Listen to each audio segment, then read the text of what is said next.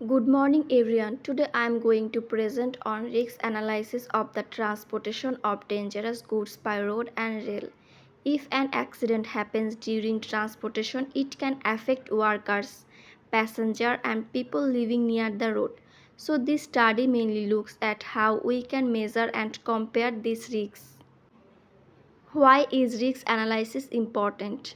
There are four main points. First, we need to know how serious the risk is and how often an accident may happen. Second, risk analysis helps authorities choose better route and safety measures. Third, it considers not only one person but also the possibility of many people being affected by one accident. Finally, transparent analysis. The method should be clear so that decision makers can understand the result. So proper risk analysis helps us make better safety decisions. Risk analysis framework. The risk analysis has four simple steps. First is frequency. How often can an accident happen? Second is consequence. What can happen after the accident? For example, fire, explosion, or toxic gas. Third is impact. How many people can be affected? And finally, societal risk combines the accident frequency with the possible number of fatalities. Now let's look at the possible accident situations. There can be a vessel rupture where a large amount of dangerous material is released quickly. There can also be a large hole in the tank which can create a major release. Another case is an equipment leak, which is usually a smaller release.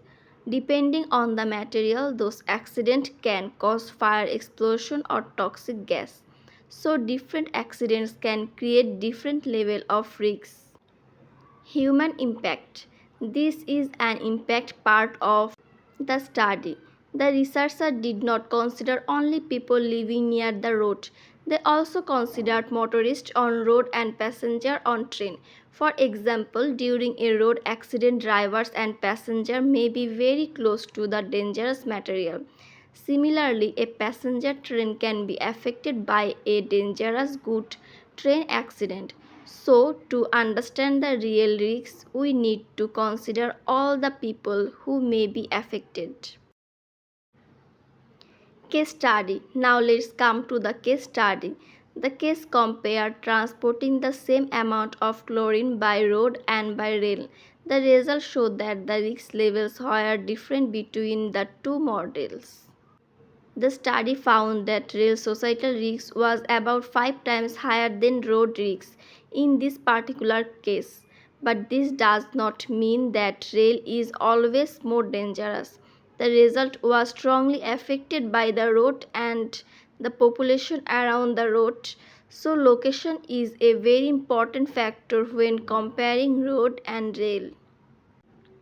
Conclusion. Finally, I would like to conclude the main message of this study is that there is no single safest transport mode for all dangerous goods.